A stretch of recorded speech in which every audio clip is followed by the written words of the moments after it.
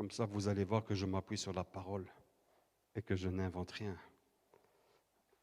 Alors, Actes chapitre 6, versets 2 à 3.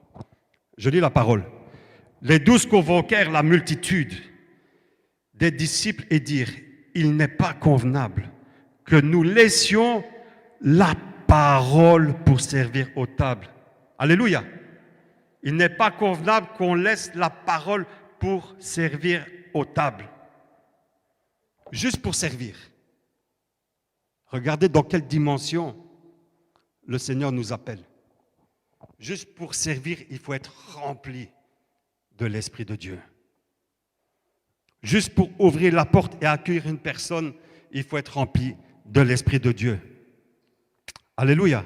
Et regardez le verset suivant, verset 3.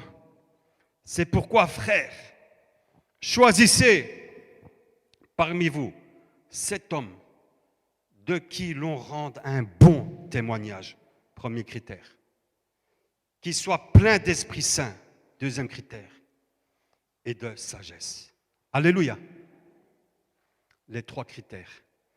Quel témoignage tu donnes à l'Église quand tu refuses de faire la voie de Dieu? Quel témoignage?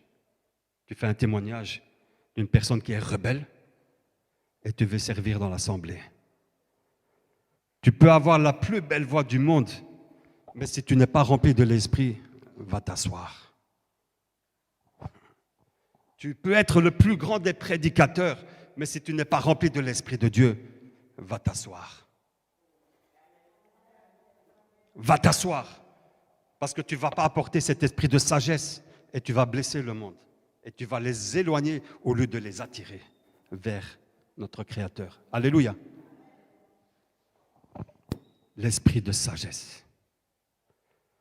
Quand une personne qui a été blessée par le monde, qui a été humiliée par le monde, qui a eu une vie un peu dégradante, elle vient dans l'église pour avoir du réconfort. Et à cause de son péché, on commence à s'éloigner de cette personne au lieu de lui apporter du réconfort. Vous voyez?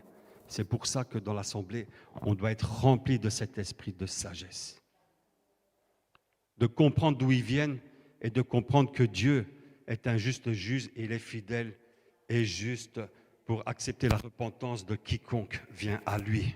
Alléluia. Et on n'est pas là pour juger. Et au contraire, on est là pour faire comme le consolateur agit en nous. On doit consoler les cœurs. Amen. Amen.